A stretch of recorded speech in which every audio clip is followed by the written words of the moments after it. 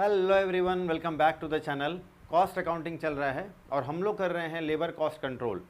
पिछले क्लास में हम लोगों ने लेबर टर्नओवर पर बात किया कि लेबर अगर हमारा कंपनी यानी ऑर्गेनाइजेशन छोड़कर अगर चला जाए तो हमारे कंपनी में क्या लॉसेस हो सकता है, क्या डिसएडवांटेजेस हैं, क्या क्या दिक्कतें आ सकती हैं। लेबर टर्नओवर को मेजरमेंट करने के हम लोगों ने 2-3 मेथड यानी सिस्टम भी हम लोगों ने पढ़ा था, कुछ न्यूमेरिकल भी हम लोगों ने किया था।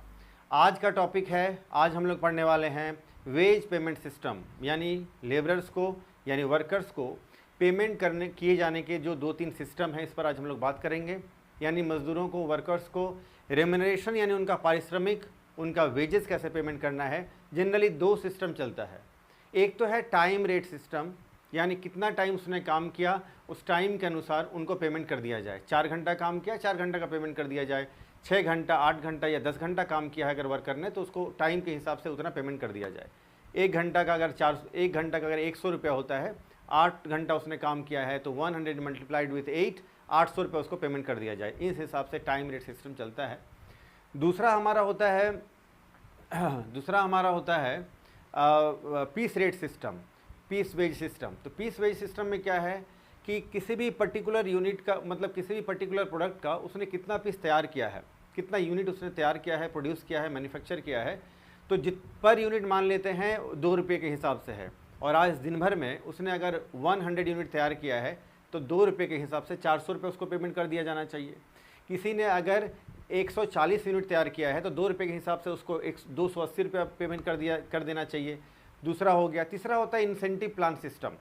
तो आज हम लोग ये तीनों सिस्टम के मेरिट्स क्या है, डिमेरिट्स क्या है, यानी एडवांटेजेस एंड डिसएडवांटेजेस पर बात करेंगे। और रेम्यूनरेशन को कैसे कैलकुलेट किया जाए। एक साउंड वेज सिस्टम या एक साउंड रेम्यूनरेशन का जो सिस्टम होना चाहिए, मेथड होना चाहिए, वो क्या होता है, कैसा होना चाहिए, उसमें क्या क्या मेरिट हैं, कैसा होना चाहिए, उस पर आज हम लोग चर्चा करेंगे। चलिए आज का वीडियो स्टार्ट करते हैं। Let's begin. तो सबसे पहले तो हम लोग का लेबर्स का हम लोग रेम्यूनरेशन पर बात करेंगे कि लेबर्स को दिया जाने वाला जो रेम्यूनरेशन है, वेजेस यानी मजदूरी जो है, पारिश्रमिक, उसका ये क्या है। The term remuneration is used, it covers the total monetary earnings of the employee. किसी भी एम्प्लॉय का जो उसका जो मॉनिटरी यानी मुद्रा यानी पैसे के फॉर्म में उसका जो अर्निंग होता है, उसी को हम लोग रेम्यूनरेशन बोलते हैं, पारिश्रमिक कहते हैं। And the remuneration payable to labour factor of production is known as a wages. और फैक्टर्स ऑफ प्रोडक्शन के फॉर्म में अगर इसको देखा जाए तो उसको हम लोग वेजेस यानी मजदूरी बोलते हैं। फैक्टर्स ऑफ प्रोडक्शन जो आप जानते हैं, प्रोडक्शन के 4 मेन फैक्टर्स हैं, लैंड, लेबर, कैपिटल और इन्वेस्टमेंट। तो लेबर को जो पे किया जाता है उसको हम लोग बोलते हैं वेजेस। तो ये वेजेस है, रेम्यूनरेशन एक ही चीज़ है करीब करीब। तो रेम्यूनरेशन में क्या क्या इंक्लूड होता है। It includes wages according to the time, piece basis and other financial incentives, यानी उसको टाइम के अनुसार, पीस के अनुसार और इंसेंटिव में जो हम लोग पेमेंट करते हैं, इनका सम टोटल जो है, इसको हम लोग रेम्यूनरेशन कह सकते हैं। One of the major issue confronting the management of the every factory is determination of the satisfactory wages structure। सारे कंपनी ऑर्गेनाइजेशन में जो है एक सेटिस्फैक्ट्री, एक हेल्दी वेज सिस्टम होता है, उनका वेजेस कैलकुलेट करने का, जो पेमेंट किया जाएगा उनको। तो फ्यूचर में जो वेजेस हम लोग को पे करना है उसको कैसे कैलकुलेट किया जाए, इस पर हम लोग चर्चा करेंगे। आगे कहता है कि from the point of view the employees choosing the appropriate wage plan will play a prominent role in determining the employee satisfaction। Employee का ऐसा वेज सिस्टम, कहता है कि कंपनी या ऑर्गेनाइजेशन को एक ऐसा वेज सिस्टम का चयन करना चाहिए, चूज़ करना चाहिए, उनको सिलेक्ट करना चाहिए, जिससे कि एम्प्लॉई को सेटिस्फैक्शन मिले, प्रोडक्टिविटी भी अच्छी हो, मोरल का मतलब होता है उत्साह, उनमें उत्साह होना चाहिए, जेल एंड जेस्ट होना चाहिए, टर्नओवर, और हमारा जो टर्नओवर है, जो सेल्स है, प्रोडक्शन है, वो भी अच्छा दिखे। देयरफॉर, और इस तरह से अगर हम लोग देखें, the management of every factory must determine how much of wages and salaries are to be paid to the employees. इस पर हम लोग को चर्चा करना ही पड़ता है। वेजेस को कैलकुलेट करने के लिए 2-3 सिस्टम है, अभी हम लोगों ने सुना, लेकिन एक वेज सिस्टम में क्या क्या एसेंशियल यानी ज़रूरी चीज़ें होनी चाहिए, उस पर हम लोग बात करेंगे। यानी जो हमारा हेल्दी सिस्टम होना चाहिए, उसमें किन किन बिंदुओं पर, किन किन पॉइंट्स पर चर्चा होनी चाहिए, कैसा होना चाहिए, किन किन चीज़ों को उसमें हम लोग इंक्लूड करेंगे, इंक्लूजन, समावेश होगा उसमें, इस पर बात करते हैं। आइए essentials of a sound wage system, एक हेल्दी वेज सिस्टम में हम लोग को साउंड वेज सिस्टम में क्या क्या होना चाहिए, ये फॉलोइंग चीज़ें होनी चाहिए, निम्नलिखित चीज़ें। सबसे पहले है कि the ways system must B agreed upon the both the employer and the employee. कहता है कि वेज सिस्टम ऐसा होना चाहिए जो एम्प्लॉई और एम्प्लॉयर, यानी जिसने काम दिया है वो और जो काम कर रहा है वो, यानी वर्कर और जो कंपनी का जो मालिक है, जो बॉस है आप कह सकते हैं, उन दोनों के बीच का रिलेशन अच्छा होना चाहिए। दोनों के लिए जो सुटेबल है, अग्रीड, दोनों जिस पर सहमत हो, वेज सिस्टम ऐसा होना चाहिए। ऐसा नहीं कि ऐसा वेज सिस्टम है जिसमें एम्प्लॉयर तो अग्री करता है, राजी है, लेकिन एम्प्लॉय अग्री नहीं कर रहा है, तो ऐसा नहीं होना चाहिए, दोनों पार्टी अग्री होने चाहिए। It should be such as to reduce labour turnover, जिससे कि लेबर टर्नओवर जो है वो कम से कम हो। लेबर टर्नओवर का मतलब होता है कि लेबर्स हमारे कंपनी ऑर्गेनाइजेशन को काम छोड़ करके कम से कम जाए, है ना, पहले हम लोगों ने चर्चा किया है। तो लेबर टर्नओवर रिड्यूस हो, लेबर टर्नओवर यानी कर्मचारी काम छोड़ करके न जाए हमारे कंपनी से, ऐसा होना चाहिए system. It should lead to industrial peace, जिससे कि औद्योगिक शांति हो, इंडस्ट्रियल पीस हो, एक हार्मनी, एक सद्भावना का जो है एक फील, एक ऐसा वातावरण, एक ऐसा इन्वायरमेंट हो हमारे ऑर्गेनाइजेशन के अंदर कि अच्छे भावना के साथ लोग काम करें हमारे workers. The system should be such as to improve the morale of the workers. Morale का मतलब होता है उत्साह, उनका साहस एंड दृढ़ निश्चय, उनका जिल एंड जेस्ट होना चाहिए, गेट अप एंड गो, साहस और उत्साह के साथ वो काम करे, तो इसमें वृद्धि होनी चाहिए। It should provide suitable incentive for hard work, और अगर वो हार्ड वर्क करता है, कठोर मेहनत करता है, तो कुछ इंसेंटिव भी उसको दिया जाए, ऐसा भी होना चाहिए हमारे यहाँ provision. The cost of the operation of the system must be low, और कॉस्ट ऑफ ऑपरेशन जो है लेकिन वो कम से कम होना चाहिए। ऐसा नहीं कि हम लोग पेमेंट किए जा रहे हैं मजदूरी ज़्यादा से ज़्यादा तो अपने को ही लॉस हो जाए, ऐसा भी नहीं। वेज सिस्टम ऐसा होना चाहिए, must be flexible and capable of being adjusted in case of need, और ज़रूरत के अनुसार जो है ये कैपेबल होना चाहिए, ये एडजस्टेबल होना चाहिए, फ्लेक्सिबल नेचर का होना चाहिए, कम ज़्यादा हम लोग उसको कर सके। Wage system should be consistent with government policy, और ऐसा वेज पॉलिसी हो हमारा, हम ऐसा वेज सिस्टम हम लोग अडॉप्ट करें हमारा ऑर्गेनाइजेशन या कंपनी जो गवर्नमेंट पॉलिसीज़ के अकॉर्डिंग हो। Wage system must be based on the earning of the factory. Wage system ऐसा हो जिससे कि हमारा फैक्ट्री भी अर्न करे, ऐसा नहीं कि वेज इतना ज़्यादा पे कर रहे हैं कि अपने को ही लॉस हो जाए, ऐसा भी ना हो। It should guarantee a minimum amount of wages, और एक ऐसा इसमें व्यवस्था होना चाहिए, प्रोविज़न होना चाहिए, कम से कम मजदूरी इतना तो पेमेंट किया जाना ही चाहिए, इतना तो कम से कम हम लोग पेमेंट करेंगे ही, ऐसा कुछ होना चाहिए, गारंटी मिनिमम कम से कम का। The earning of the worker should not be affected by the matters beyond their control, they should not be made responsible for power failure. कहता है कि ऐसा सिस्टम होना चाहिए जिसमें कि पावर फेलियर, यानी अगर बिजली चली जाए, पावर ना मिले अचानक से, मशीन अगर ब्रेक डाउन हो जाए, तो उसके वेजेस पर, वर्कर्स के रेम्युनरेशन पर बहुत ज़्यादा डिफरेंस, बहुत ज़्यादा उस पर अफेक्ट ना पड़े, प्रभाव ना पड़े, इस ढंग का हमारा सिस्टम होना चाहिए। The system should be such as will produce the best quality and the quantity of the work. ऐसा सिस्टम हम लोग को अडॉप्ट करना चाहिए जिसमें कि जो हमारा प्रोडक्ट है, जो हमारा आर्टिकल है, उसका क्वालिटी बेहतर से बेहतर हो, बेस्ट क्वालिटी का हो, और जो क्वांटिटी भी है वो ज़्यादा से ज़्यादा हम लोग प्रोड्यूस कर सके, इस पर भी हम लोग को फोकस करना होगा, ध्यान देना होगा। हमारा वेज सिस्टम ऐसा होना चाहिए, हेल्दी वेज सिस्टम होना चाहिए। there should be a certain amount of stability in the system। System ऐसा होना चाहिए जिसमें स्टेबिलिटी हो, ये नहीं कि बार बार हम लोग को सिस्टम चेंज करना पड़ रहा हो, स्टेबिलिटी हो इसमें। It should suit the requirements of the job और द वर्क, ये हमारे काम को सूट करे, ऐसा होना चाहिए wage system. It should aim at increase productivity, जिससे कि हमारा प्रोडक्टिविटी बढ़े, ज़्यादा से ज़्यादा हम लोग मैन्युफैक्चरिंग करें, उत्पादन हम लोग का बढ़े। There should be certainty and regularity in the wage payment. ऐसा है कि हमारा जो वेज पेमेंट है इसमें सर्टेनिटी होना चाहिए, निश्चितता होनी चाहिए कि पेमेंट तो जो है मजदूरों को होना ही होना है, कम हो ज़्यादा हो दूसरी बात है, और रेगुलरिटी होनी चाहिए, यानी रेगुलर पेमेंट मिलना चाहिए उनको। ऐसा नहीं कि 1-2 महीना तो पेमेंट किए, उसके बाद उनका पैसा जो है वो आउटस्टैंडिंग यानी बाकी पड़ा है, आप पेमेंट ही नहीं कर रहे हैं। तो रेगुलर पेमेंट होना चाहिए, एक सर्टेनिटी हो कि आपको 1 से 10 तारीख के बीच में हर महीने आप लोग को पेमेंट मिल जाएगा, ऐसा कुछ होना चाहिए, या weekly payment. It should be carefully worked out on the basis of scientific time and the motion study.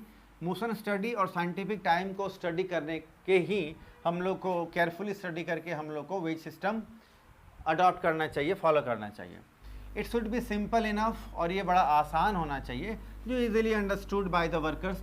और हमारा वेज सिस्टम इतना आसान होना चाहिए जिससे कि वर्कर भी इस सिस्टम को हमारा समझ पाए, वो कंफ्यूज ना करे। It should find favour with the workers and the workers union. ये वर्कर्स यानी कर्मचारियों और कर्मचारी का जो यूनियन है, वर्कर्स यूनियन है, दोनों के पक्ष में हो, दोनों के लिए फेवरेबल हो, अगेंस्ट ना हो किसी के। इट शुड बी इकोनॉमिकल, और ये कम खर्चीला हो, इकोनॉमिकल हो। ऐसा नहीं कि ऐसा सिस्टम अडॉप्ट कर लिया अच्छा तो है लेकिन बड़ा खर्चीला है उसको मेंटेन करना, ऐसा भी नहीं होना चाहिए। चलिए अब हम लोग बात करते हैं। तो हम लोगों ने अभी बात कर लिया है कि हमारा वेज सिस्टम कैसा होना चाहिए, उसमें क्या क्या चीज़ें, इंग्रेडिएंट्स, एसेंशियल एलिमेंट्स होने चाहिए कि हमारा वेज सिस्टम साउंड होगा, हेल्दी होगा, अच्छा होगा। अब हम लोग 2-3 जो हमारे सिस्टम है उस पर हम लोग बात करेंगे। तो सबसे पहले तो हमारा है मेथड में, ये जनरली 2 बेसिक है और एक इंसेंटिव है। तो पहला तो है time rate system. Time rate system का मतलब होता है कि जितना टाइम स्पेंड किया वर्कर्स ने हमारे ऑर्गेनाइजेशन में, उसके time spend by the workers हम लोग उसको पेमेंट करते हैं रेम्युनरेशन। 8 घंटा अगर काम किया है उसने, 200 रुपया पर आवर के हिसाब से है तो फिर 1600 रुपये उसको पेमेंट कर दिया जाएगा। अगर 50 रुपया पर आवर के हिसाब से है और 6 घंटा काम किया है तो 50 रुपया इंटू 6 आवर तो 300 रुपया पेमेंट किया जाएगा। तो घंटे के बेसिस पर टाइम आवर के हिसाब से जो है पेमेंट जो किया जाएगा, इसको हम लोग बोलते हैं टाइम रेट सिस्टम। देख रहे हैं wages equal to number of hours worked, जितना घंटा उसने काम किया, इंटू रेट पर आवर, तो आपका वेजेस कैलकुलेट हो जाएगा। Under this system wage payments workers are paid according to the time, time के अकॉर्डिंग पे किया जाएगा। Payments may be done may be on hourly basis, daily basis, weekly basis, monthly basis पर भी हम लोग कर सकते हैं। और इस सिस्टम में no consideration is given to the quantity and the quality of the work done. ये जो टाइम रेट सिस्टम है इसमें प्रोडक्ट का क्वालिटी कैसा है, क्वांटिटी कितना प्रोड्यूस किया है, इससे कोई लेना देना नहीं है। इन सब चीज़ों से कितना घंटा काम किया उस घंटा पे, उसी घंटे के अनुसार उनको पेमेंट कर दिया जाएगा। दाव यद्यपि this is the oldest system of ways payment, yet it is commonly use these days. हालांकि ये तो बहुत पुराना, सबसे पुराना ये सिस्टम है, लेकिन इन दिनों सबसे ज़्यादा यूज़ किए जाने वाला भी है, फेवरेबल है, अडॉप्टेबल है। सुटेबिलिटी की बात करते हैं, कैसे ये सुटेबल है। तो this method of ways payment is suitable under the following types of the situation. कहाँ कहाँ है, जहाँ पर कि quality of the work is more important than the quantity of the work, यानी हाई क्लास टेलरिंग। कहने का मतलब है कि जहाँ आपको क्वालिटी ज़्यादा मायने रखता है, ज़्यादा मैटर करता है आपका quality in comparison to quantity, यानी कितना सामान, कितना प्रोडक्ट आज प्रोडक्ट का आज मैन्युफैक्चरिंग हुआ है क्वांटिटी में, इन टर्म्स ऑफ क्वांटिटी, इससे ज़्यादा लेना देना नहीं है। इस बात से ज़्यादा इस पर फोकस नहीं है, क्वालिटी अच्छा होना चाहिए। तो जो महंगी चीज़ें हैं, अच्छी चीज़ें हैं, इन सब चीज़ों पर जो है ऐसी चीज़ें जो है बनाई जाती हैं टाइम रेट सिस्टम के अनुसार ही। तो क्वालिटी पर ध्यान दिया जाता है, क्वांटिटी पर कम। Where output can not be measured in quantitative, quantity terms में जो है इसको मेजर नहीं किया जाता है। In case of the indirect workers like watchman, cleaners and sweepers, जैसे कि वॉचमैन, क्लीनर्स, स्वीपर्स, जो सफाई कर्मचारी हमारे यहाँ वॉचमैन है, गार्ड है, उनका घंटे घंटे हम लोग जो है कैलकुलेशन कर लेते हैं। लेकिन यहाँ पर जो है क्वांटिटी में हम लोग बात नहीं करेंगे, क्वालिटी पर हम लोग का फोकस होना चाहिए। Where output is beyond the control of the workers, जहाँ पर आउटपुट जो है वो वर्कर्स के कंट्रोल से बाहर की चीज़ें हों। In process of industries where the work of a worker is dependent on the work of the other workers, जहाँ एक वर्कर का जो काम है वो दूसरे वर्कर्स के काम पर डिपेंड करता है, ऑलरेडी ये डिपेंडेबल जैसा है, तो यहाँ ये देखने को मिलेगा। Where work is being done on a small scale so that close supervision is possible, लेकिन ये टाइम रेट सिस्टम जो है ऐसी जगह में करवाया जाता है काम जहाँ स्मॉल स्केल इंडस्ट्रीज में हो और सुपरविजन करना आसान हो, देखरेख करना, मॉनिटर करना आसान हो, सुपरवाइजर उसको सुपरवाइज कर सके। ये भी एक है। Where the worker is a learner और एन अप्रेंटिस, अप्रेंटिस या लर्नर। अप्रेंटिस का मतलब होता है वो पैसे देकर सीखने का काम में जो लोग जाते हैं उसको बोलते हैं अप्रेंटिस। अप्रेंटिस से प्रीमियम उनको देना पड़ता है, अप्रेंटिस। तो जब कोई लर्नर होते हैं तो लर्नर्स को या अप्रेंटिस जो वर्कर्स जो होते हैं उनको टाइम रेट सिस्टम में अगर पेमेंट किया जाए तो अच्छा माना जाता है। ये सब है। अब इसके एडवांटेजेस क्या हैं, फ़ायदे क्या हैं टाइम रेट सिस्टम के, इस पर चर्चा कर लें। सबसे पहली बात तो है सिंप्लिसिटी, ये आसान है, सिंपली जो है वेजेस कैलकुलेट किया जा सकता है, इजीली अंडरस्टैंडेबल है। सिक्योरिटी टू वर्कर्स, ये वर्कर्स के लिए जो है ये एक तरह का सिक्योरिटी है कि उतना घंटा उन्होंने काम किया है, सर्टेन अमाउंट उनको पे किया जाएगा। और ये स्टॉपेज ऑफ वर्क में जो है due to the power failure, machine breakdown वगैरह वगैरह के केस में जो है उनको साफ पता चल जाएगा कि उन्होंने कितना घंटा काम किया और उस अनुसार उनको पेमेंट कर दिया जाएगा। तो ये तो एडवांटेजेस है। आगे भी इसमें कुछ और भी एडवांटेजेस हैं। Quality of the work, time rate system में क्या है ना कि इसमें जो है कोई हड़बड़ी नहीं है कि आपको इतना पीस तैयार करना है। वर्कर्स को पता है कि वो 8 घंटे में वो 10 यूनिट तैयार करे या वो 50 यूनिट तैयार करे, उसको वेजेस जो है 8 घंटे का मिलना ही मिलना है, 6 घंटे का मिलना ही मिलना है अगर 6 घंटे का काम है तो। इसलिए उसको कोई हड़बड़ी नहीं होता, जल्दबाजी नहीं होती है और वो क्वालिटी पर फोकस करता है, तो क्वालिटी अच्छी होती है। तो क्वालिटी ऑफ वर्क इकोनॉमिकल, ये कम खर्चीला होता है। Accepted by the trade union, ये ट्रेड यूनियन भी जो इसी को एक्सेप्ट करते हैं। यूनिटी इन लेबर, लेबर्स में जो है यूनिटी बनी रहती है। डिसएडवांटेजेस, लेकिन कुछ कमियां भी है इसमें, उस पर चर्चा कर ले। लैक ऑफ इंसेंटिव, इसमें जो है इंसेंटिव का कोई प्रावधान प्रोविज़न जनरली नहीं होता है। इंसेंटिव का मतलब होता है कि काम के अलावा एक लेबरर्स को जो है कुछ इंसेंटिव दिया जाता है उनको मोटिवेट करने के लिए, उनको प्रमोट करने के लिए, ताकि बेहतर से बेहतर काम करे, ज़्यादा से ज़्यादा वो काम करे। तो इंसेंटिव यहाँ नहीं दिया जाता है। तो जब इंसेंटिव दिया ही नहीं जाता है तो फिर वो आधे मन से काम करेंगे, कम काम करेंगे, आउटपुट कम होगा, प्रोडक्शन कम होगा वगैरह वगैरह। लोअर प्रोडक्शन कम होता है क्योंकि उनको 8 घंटा काम करना है, प्रोडक्शन कम हो ज़्यादा उनसे क्या फ़र्क पड़ता है। तो ऐसे केसेस में जो है वो लोअर क्वांटिटी हम लोग को देखने को मिलता है। मोर सुपरविज़न, अब 8 घंटे काम कर रहा है, 8 घंटा का पैसा अगर उनको पेमेंट किया जाएगा तो सुपरविज़न अच्छी तरह से किया जाता है ताकि वो 8 घंटा काम कर रहे हैं या फाकी मार रहे हैं। इडल टाइम, यानी टाइम बहुत बिगड़ता है। इडल टाइम पर हम लोगों ने पिछले वीडियो में बात किया था, यानी टाइम जो ख़राब करते हैं वो लोग, तो बहुत ज़्यादा टाइम ख़राब करते हैं। और increasing in idle time, increasing मतलब इडल टाइम की खराबी बढ़ती चली आती है। कॉस्टिंग डिफ़िकल्टीज़, कॉस्ट कैलकुलेट करना बड़ा मुश्किल हो जाता है इस केस में। It makes workers lazy and dull, ऐसे केसेस में जो वर्कर्स जो है ना वो लेज़ी हो जाते हैं, डल हो जाते हैं, क्योंकि उनको तो पता है भाई हम लोग को 8 घंटा या 10 घंटा या 6-7 घंटा हम लोग को काम करना है, जो भी पर्टिकुलर एक टाइम आर उनको गिवन है। तो वो बड़े लेज़ी हो जाते हैं कि इतने घंटे में कितना हम लोग को प्रोडक्शन करना है, कितना यूनिट करना है, लीटर मीटर केजी में करना है, कोई ऐसा पर्टिकुलर उनको कोई टारगेट नहीं होता है। तो धीरे धीरे अपना काम करते रहते हैं, लेजीनेस बढ़ जाता है उनमें, लेज़ी हो जाते हैं। अब हम लोग बात करते हैं पीस वेज सिस्टम में। तो पीस वेज सिस्टम में क्या है ना कि पर पीस जो है, पर पीस या पर यूनिट जो भी आप कह लें, वेजेस पे किया जाएगा। आपने अगर मान लिया जाए अगर आपने आज 40 यूनिट तैयार किया है, 40 पीस तैयार किया है किसी पर्टिकुलर आइटम का या कोई आर्टिकल का, तो मान लिया 5 रुपये के हिसाब से पेमेंट किया जाना है। तो 40 पीस, तो 40 × 5 200 रुपया पेमेंट किया जाएगा।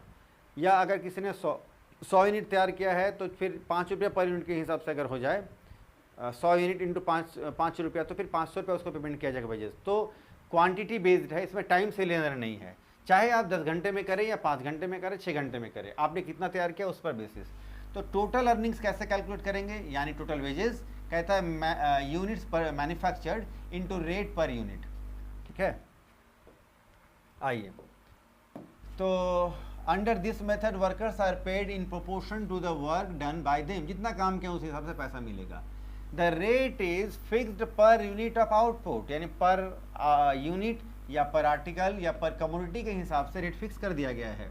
The workers are paid for the total units manufactured, जितना टोटल सामान तैयार किया है उस हिसाब से पेमेंट किया जाएगा। दिस सिस्टम रिजल्ट ओरिएंटेड, ये रिजल्ट ओरिएंटेड है, कितना आपने काम किया है उतना आपको पेमेंट किया जाएगा, रिजल्ट पर बात होता है। फॉर एग्जांपल अगर 5 रुपये पर यूनिट अगर पेमेंट करना है और किसी ने अगर वर्कर ने जो है 100 यूनिट अगर तैयार किया है तो 500 उसको पेमेंट किया जाएगा इस हिसाब से। इसका जो सुटेबिलिटी है इस पर बात करें, कैसे कंडीशन या ऑर्गेनाइजेशन में ये सुटेबल है। सुटेबिलिटी की बात करेंगे तो सबसे पहले तो है where the output of the workers can be measured, जहाँ आउटपुट मेजर किया जाता है, यानी कितना सामान तैयार हुआ है, कितना पीस या फिर केजी लीटर मीटर में। तो जहाँ क्वांटिटी में बात होता है ऐसे ही ऑर्गेनाइजेशन या कंपनी में जो है ये सिस्टम अप्लीकेबल होता है पर यूनिट, ये जो हम लोग देख रहे हैं। Where production is standardised and repetitive in nature, जहाँ प्रोडक्शन का जो है एक अपना स्टैंडर्डाइज्ड है, स्टैंडर्ड उसका अच्छा हो ऐसा है, और रिपीटिटिव नेचर के होते हैं कि बार बार एक ही ढंग का काम करना है, ऐसी चीज़ें बनानी है जो रिपीटिटिव नेचर के हैं, ऐसा होना चाहिए। और स्टैंडर्डाइज्ड, इस स्टैंडर्ड का होना चाहिए, एक स्टैंडर्ड फिक्स कर दिया है कंपनी ने या ऑर्गेनाइजेशन से, तो काम करना आसान हो जाता है। When the aim is continuous maximum production, और जब एम होता है ज़्यादा से ज़्यादा प्रोडक्शन करने का, तो फिर ये सिस्टम अप्लीकेबल है, वहाँ ये सुटेबल है ये system, piece wage system. Where workers continue at the same job for a long period, एक सेम जॉब में अगर वर्कर्स लंबे समय से लगे हुए हैं, काम कर रहे हैं, तो वहाँ का सुटेबल है, क्योंकि वो काम करने में बड़े कुशल हो जाते हैं, स्किलफुल हो जाते हैं, एफिशिएंट हो जाते हैं, उनमें इफेक्टिवनेस आ जाता है, तो अच्छा काम कर पाते हैं। Where the standard time required to complete a job can be measured quite accurately, जहाँ पर कोई काम करने का जो है उनका टाइम आसानी से बिल्कुल एक्यूरेट एकदम मेज़र किया जा सकता हो, तो वहाँ ये सुटेबल है। एडवांटेजेस की बात करें, क्या क्या इसके फ़ायदे हैं, लाभ देखते हैं। Incentive to efficient workers, efficient worker के लिए तो भाई ये बड़ा इंसेंटिव है, एक तरह का उनके लिए एक बड़ा सुंदर अवसर, अपॉर्चुनिटी है, क्योंकि वो जितना ज़्यादा से ज़्यादा क्वांटिटी, जितना ज़्यादा से ज़्यादा यूनिट अगर वो मैन्युफैक्चर करते, उतना ज़्यादा उनका रेमुनरेशन हो जाएगा। तो ये इंसेंटिव टू एफिशिएंट वर्कर जो हैं उनके लिए बड़ा इंसेंटिव है। इंक्रीज इन प्रोडक्शन इंक्रीज होता है, जी जान लगा काम करते हैं वर्कर्स, तो प्रोडक्शन इंक्रीज होना ही होना है। डिक्रीज इन सुपरविजन, और इसमें सुपरविजन यानी ज़्यादा देखरेख करने की ज़रूरत नहीं पड़ती है, क्योंकि उनको ही पता है कि ज़्यादा से ज़्यादा प्रोडक्शन करेंगे, ज़्यादा से ज़्यादा रेमुनरेशन मिलेगा, तो ज़्यादा देखने की ज़रूरत नहीं है, वो फांकी नहीं मारेंगे ज़्यादा। इक्विटेबल वेजेस का मतलब होता है कि जितना उन्होंने काम किया है वो पेमेंट उनको किया जाना बिल्कुल सही है, ठीक है, समान है, और ये सेटिस्फैक्ट्री भी है। सिंपल एंड ईजी, इस मेथड को, ये मेथड सिंपल है, ईजी है समझना। सिंप्लीफाइज कॉस्टिंग, कॉस्ट कैलकुलेट करना भी आसान है। डिक्रीज कॉस्ट, और इस मेथड में हम लोग देखते हैं कि कॉस्ट भी जो है, कॉस्ट कम आता है ना, क्योंकि कम टाइम में ज़्यादा से ज़्यादा प्रोडक्शन हम लोग को देखने को मिलता है, तो पर यूनिट कॉस्ट कम आता है। फटाफट से आप इसका स्क्रीनशॉट ले लीजिए। चलिए आगे बढ़ते हैं।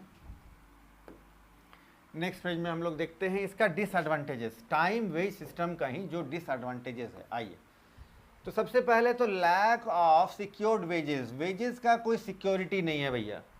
आप अगर 10 यूनिट तैयार करते हैं तो मान लिया 5 रुपये पर यूनिट अगर आपको मिलता है, तो 10 यूनिट पर 5 रुपये के हिसाब से 50 रुपये ही मिलेगा।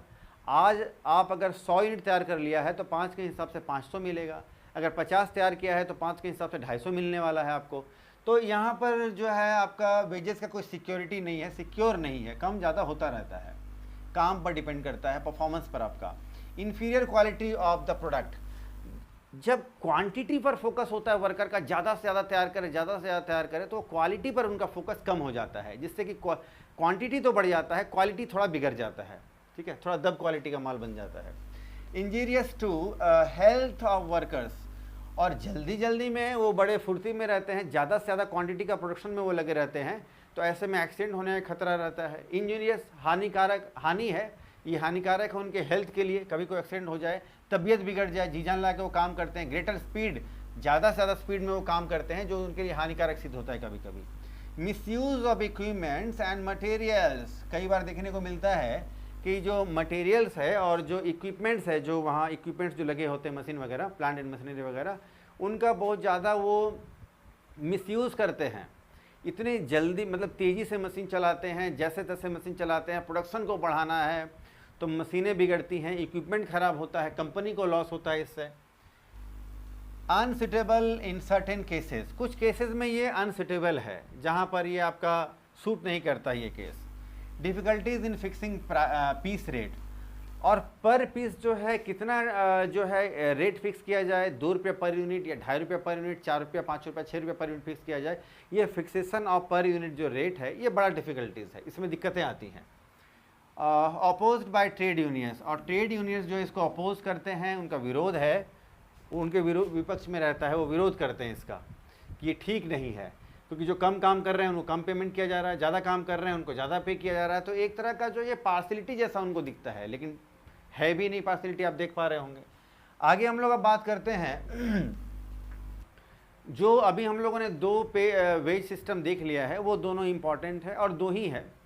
उन दोनों को सपोर्ट करने के लिए ये आपका इंसेंटिव प्लान्स है। इंसेंटिव प्लान्स ये है कि उन दोनों के साथ साथ, दोनों में से कोई भी अडॉप्ट किया जा रहा है अगर आपके ऑर्गेनाइजेशन में, उसके साथ साथ अगर आपका परफॉर्मेंस, वर्क इंड्योरेंस और आपका एफिशिएंसी, आपका स्किलफुल अगर वर्कर्स हैं, इफेक्टिवनेस उनमें दिख रहा है, तो ऐसे केसेस में उनको इंसेंटिव देती है कंपनी, इंसेंटिव भी उनको मिलता है। तो इसका कैलकुलेशन या इंसेंटिव देने से फिर क्या काम होता है वो हम लोग को देखते हैं। आइए, both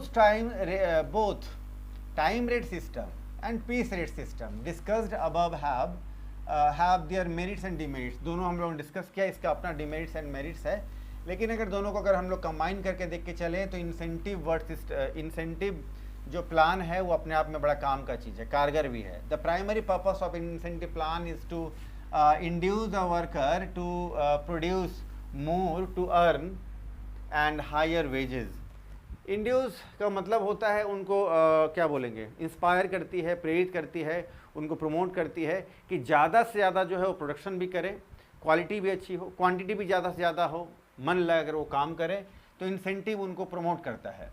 naturally producing more in the same period of the time should result in higher wages for the workers because the greater number of units produced it should also result in a lower cost per unit for the fix factory cost and also for the labour cost.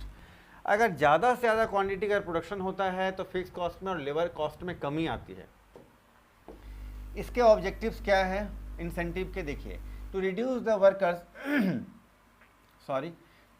To induce the workers to increase their productivity को induce करने के लिए, बढ़ाने के लिए उनको inspire करता है। To provide additional remuneration to the workers to their efforts and efficiency, एफर्टफुली काम करे, एफिशिएंसी पूरा लगा कर काम करे, तो इससे उनको जो है एक एडिशनल रेमुनरेशन मिल जाता है। To have to contented labour force and reduce the labour turnover, उनको जो है ज़्यादा से ज़्यादा काम करने का मौका हमारे यहाँ मिले, कंटेंटेड मिले और लेबर टर्नओवर पर एक रोकथाम लगे, रोक लगे लेबर्स को छोड़कर जाना ना पड़े हमारा ऑर्गेनाइजेशन या फैक्ट्री। अगर हम लोग इंसेंटिव देंगे तो वो छोड़कर नहीं जाएंगे, मन लगाकर काम करेंगे। To keep the morale of the workers high, morale का मतलब होता है उत्साह, zeal and zest, get up and go के साथ काम करेंगे, पूरा उत्साह और दृढ़ निश्चय के साथ वो लोग काम करेंगे, जी जान लगा काम करेंगे आपकी कंपनी के लिए। To have increase production from the improve productivity of the workers, वो प्रोडक्टिविटी को इंक्रीज करेंगे, नंबर्स ऑफ आर्टिकल, प्रोडक्शन है ना, इसमें इंक्रीमेंट आपको देखने को मिलेगा। To have a reduction in the fixed overhead cost per unit through the increase production अगर ज़्यादा से ज़्यादा होगा तो पर यूनिट कॉस्ट आपका कम हो जाएगा, ये भी एक बेनिफिट है। सुटेबिलिटी चेक कर लेते हैं कैसे ऑर्गेनाइजेशन के लिए सुटेबल है। सुटेबिलिटी ऑफ द प्लान, इस प्लान के अंदर देखें तो दोज इंडस्ट्रीज जहाँ पर proper time and motion studies can be undertaken and the proper standards of the time and output can be fixed, जहाँ पर टाइम फिक्स्ड है, एक स्टैंडर्ड फिक्स है, वहाँ के लिए ये सुटेबल है ऑर्गेनाइजेशन के लिए, इंडस्ट्री के लिए। Those industries where overhead charges are considerable and which can be reduced through the increased production resulting from the incentive schemes, और जहाँ पर इंसेंटिव स्कीम को दे करके आपका प्रोडक्टिविटी को बढ़ाया जाए, कॉस्ट ऑफ प्रोडक्शन कम हो जाए, ऐसे ऑर्गेनाइजेशन या इंडस्ट्री के लिए अच्छा है। अब हम लोग बात करेंगे essentials of a good incentive plan. अगर अच्छा इंसेंटिव प्लान अगर है तो उससे क्या क्या एसेंशियल्स हैं, यानी क्या क्या ज़रूरी उसके अंदर इंग्रेडिएंट्स है या कंटेंट्स है, वो हम लोग देख लेते हैं। For the successful implementation of an incentive plan, proper and accurate time and motion studies should be conducted and proper standards should be fixed। एक प्रॉपर एक इंसेंटिव प्लान होना चाहिए, प्रॉपर एंड एक्यूरेट टाइम होना चाहिए, एक fix standard होना चाहिए कि काम कैसा चाहिए, उसका एक मापदंड, उसका क्वालिटी क्वांटिटी फिक्स होना चाहिए, तो वर्कर्स वैसा काम करेंगे, तो इंसेंटिव के लिए ठीक है। The standard set for the production should be such that any worker of the normal efficiency can attain them. कहता है कि नॉर्मल, एक कॉमन एवरेज एफिशिएंसी, स्किल और इफेक्टिवनेस वाला जो अगर कोई वर्कर है तो वो भी उस काम को आराम से कर सके, नॉर्मली कर सके। तो ऐसा कुछ स्टैंडर्ड फिक्स होना चाहिए, सेट कर दिया जाना चाहिए। The standard on set should not be changed unless there is a change in the method of production.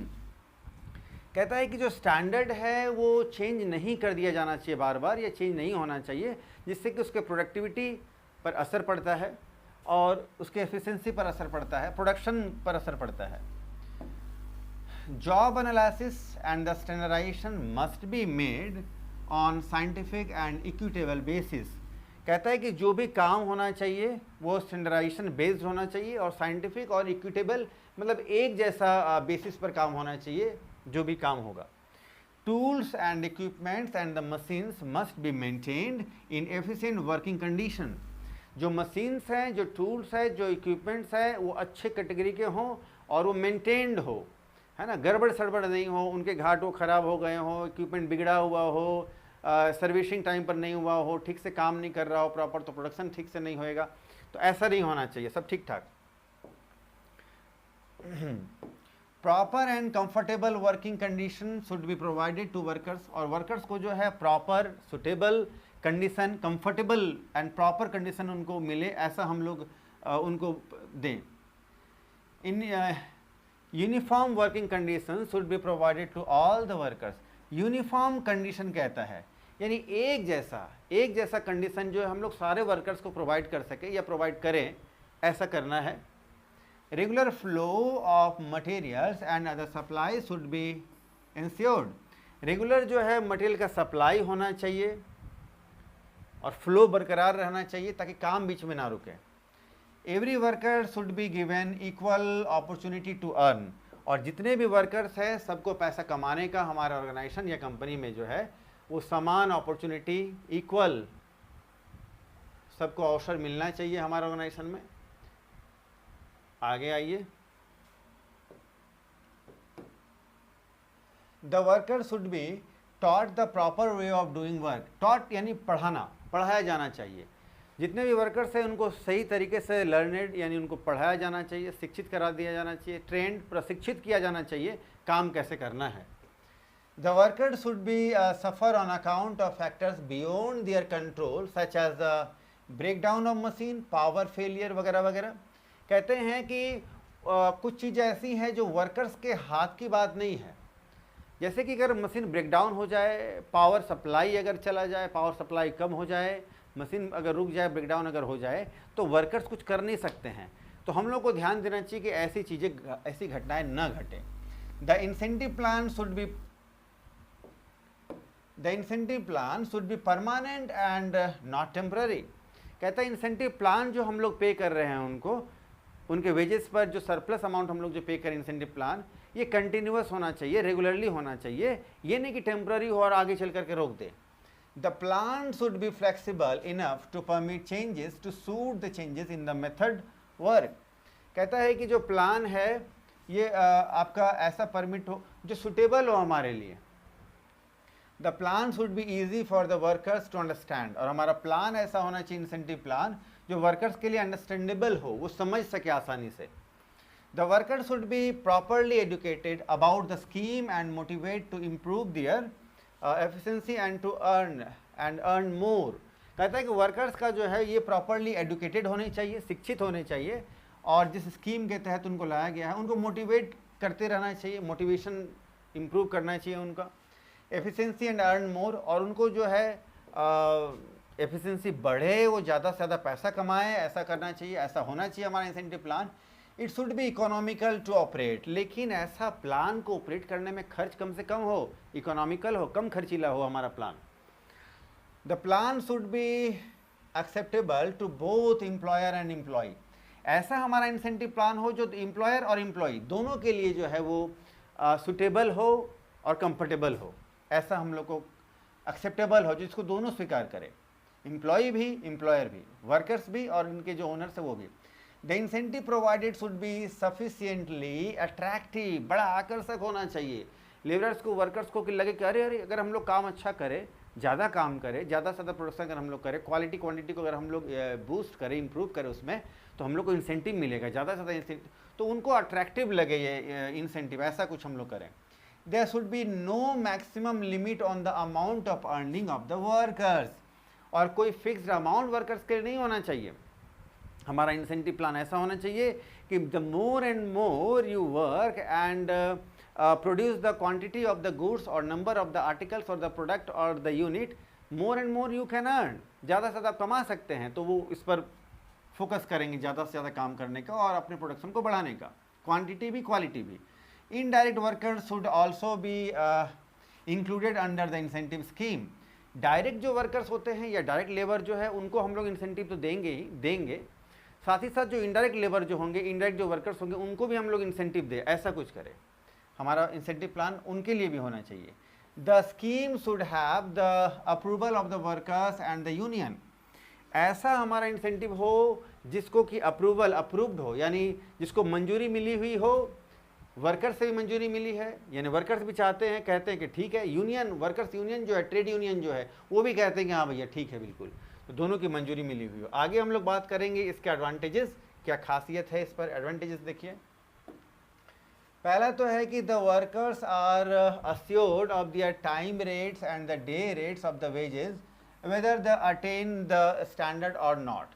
पहला तो उनका जो है वेजेस जो है वो फिक्स है, वो जो है एक अचीव कर पाएँ एक क्वांटिटी को, क्वालिटी को, क्वांटिटी को या नहीं, तो ये एक अच्छी बात है। उनका तो वो अमाउंट फिक्स ही है, अगर इंसेंटिव अगर उनको लेना हो तो फिर वो एक्स्ट्रा काम करना पड़ेगा, तो इंसेंटिव उनको मिलेगा, अच्छा काम करेंगे तो। लेकिन अगर इंसेंटिव ना मिले तो वो तो उनका जो फिक्स रेट जो उनको मिलना है रेम्युनरेशन, तो मिलना ही वाला है, मिलना ही मिलना है।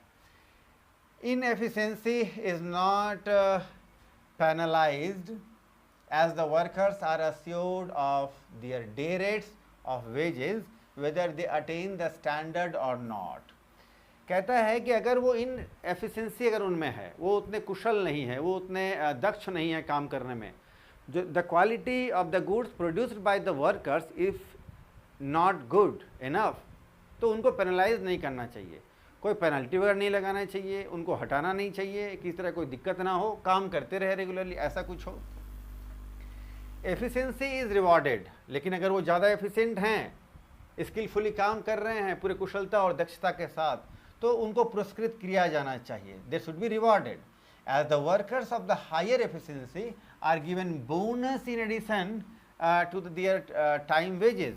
अगर वो अच्छा काम कर रहे हैं, एफिशिएंसी के साथ काम कर रहे हैं, स्किलफुली काम कर रहे हैं, तो उनको वेजेस के साथ साथ उनको इंसेंटिव भी जरूर दिया जाना चाहिए, बोनस बिल्कुल दिया जाना चाहिए।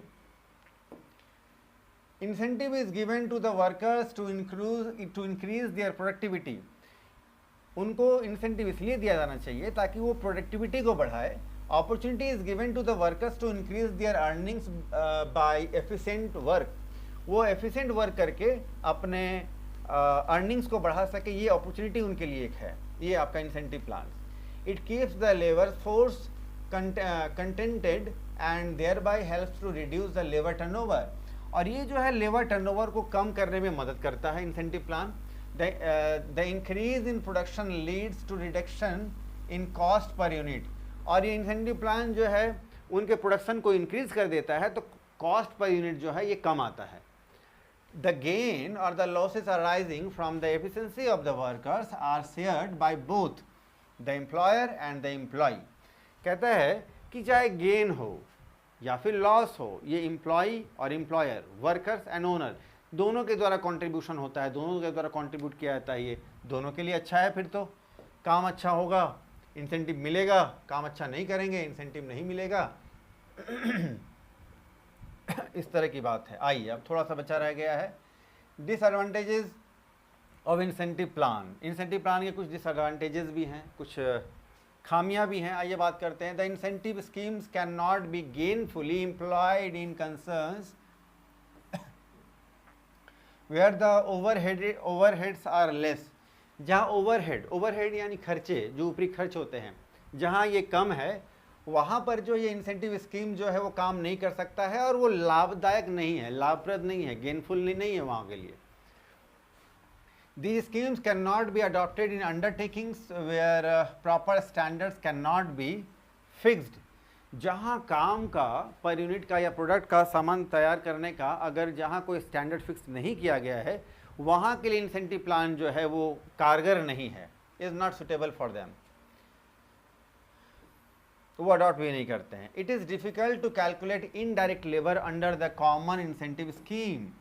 कहता है कि इट इज़ डिफ़िकल्ट, ये बड़ा कठिन है, इनडायरेक्ट लेबर को कैलकुलेट करना कि उनका इंसेंटिव प्लान कितना होगा, वो बड़ा मुश्किल हो जाता है। These schemes require careful determination of the standard time and the standard output which involves addition work and expenditure. कहता है कि ये जो स्कीम है रिक्वायर केयरफुली डिटर्मिनेशन, जो सामान तैयार हुआ है उसमें कितना टाइम दिया गया है, तो एक स्टैंडर्ड टाइम तैयार करना, उसका क्वालिटी, उसका क्वांटिटी, उसका आउटपुट, सब कुछ को डिसाइड करना, डिटरमाइन करना, कंसीडर करना, ये बड़ा मुश्किल है, बड़ा केयरफुली सब कुछ को डिटरमाइन किया जाता है। The bonus paid to the workers under this scheme may not be proportionate to the improved efforts or productivity of the workers। Workers ने जो प्रोडक्शन का जो लेवल यानी क्वांटिटी अच्छा किया है, क्वालिटी अच्छा किया है, तो जिस लेवल में, जिस प्रोपोर्शन या जिस रेशो में उन्होंने क्वालिटी और क्वांटिटी को अच्छा किया है, ये ज़रूरी नहीं है कि उनको जो मिलने वाला बोनस या इंसेंटिव जो है उसी रेशो में या प्रोपोर्शन में उनको वो इंसेंटिव मिल रहा हो सकता है कम मिल रहा हो सकता है ज़्यादा मिल रहा हो। ये कैलकुलेट करना भी बड़ा मुश्किल हो जाता है, ये भी एक डिमेरिट है, disadvantages.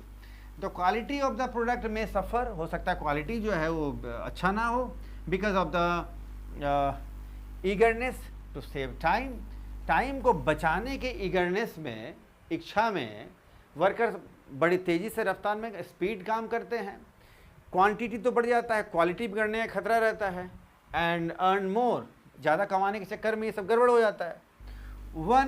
Once an incentive scheme is introduced, एक बार अगर कोई स्कीम ऐसा ही, अगर कोई इंसेंटिव स्कीम अगर लॉन्च कर दिया गया, इंट्रोड्यूस कर दिया गया है, it will be very difficult to withdraw that scheme. अगर कोई ऐसा इंसेंटिव स्कीम अगर कंपनी या ऑर्गेनाइजेशन ने अगर लॉन्च कर दिया, इंट्रोड्यूस कर दिया है, तो उसको विदड्रॉ करना, उसको वापस लेना, उसको रोक देना, बंद कर देना, हटा देना बड़ा मुश्किल होता है। लेटर, बाद में, इट बिकम्स अनइकोनॉमिकल, और बाद में चल करके ये अनइकोनॉमिकल हो जाता है, बहुत खर्चीला हो जाता है, जो ठीक नहीं है कंपनी के लिए। चलो जी, फटाफट से आप इसका भी स्क्रीनशॉट ले लीजिए। चलो, और इसके बाद फाइनली आप ये QR कोड में जनरेट कर देता हूँ, इसको आप स्कैन कर लें गूगल स्कैनर से, तो आपके मोबाइल या लैपटॉप में जहाँ भी आप ये देख रहे होंगे, ये पढ़ रहे होंगे, तो ये आपको PDF के फॉर्म में आ जाएगा, तो क्लैरिटी अच्छी होती है इसमें। चलो जी, फटाफट से। तो आज हम लोगों ने जो पढ़ा है, सीखा है, जो 2 वेज पेमेंट सिस्टम हम लोगों ने देखा, इसमें अगर आपको कहीं कमी या दिक्कत लगता है, कमेंट सेक्शन में ज़रूर बताएं। मुझे अभी थोड़ा टाइम कम मिल पा रहा है, इसलिए बीच बीच में गैप हो जा रहा है, मैं कोशिश करूंगा बिल्कुल कंटिन्यू रहने का। तो आज हम लोग इतना ही करते हैं, और नेक्स्ट वीडियो आप लेक्चर किस टॉपिक या सब्जेक्ट पर चाहते हैं, कमेंट सेक्शन में ज़रूर बताएँ। कुछ बच्चों ने कमेंट में बताया है कि ऑडिटिंग का लेक्चर उनको चाहिए, तो ऑडिटिंग भी विद इन अ वीक में ज़रूर जल्दी से जल्दी स्टार्ट करने की कोशिश करूँगा। आज के लिए इतना ही करते हैं, फिर मिलते हैं नेक्स्ट वीडियो में, तब तक के लिए टेक केयर, बाय।